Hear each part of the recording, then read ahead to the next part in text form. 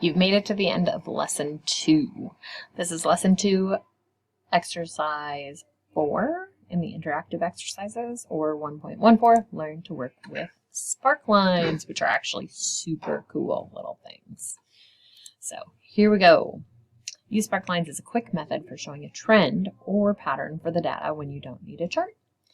So we're going to click the Insert tab and go to the Sparklines group and click Line Sparkline.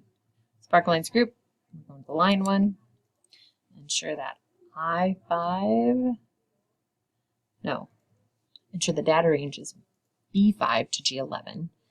And then we want to type I5 to I11 for the location.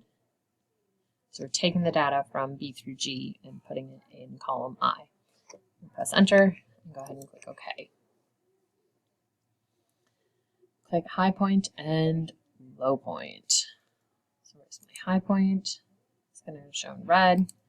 Low point also shows in red. So I just added those dots, the highest point and the lowest point on the trend lines. On the Sparklines tab, in the Type group, click Convert to Win or Loss Sparklines. So Type, we're going to convert to Win or Loss Sparklines. And then it turns to dots. And then we're going to go to Column Sparkline. And there you can see the different heights of the column. You no longer need to view the sparklines, you can clear them from the report. So on the Sparklines tab, in the Group, over here's the Group, click Clear, and clear selected sparklines.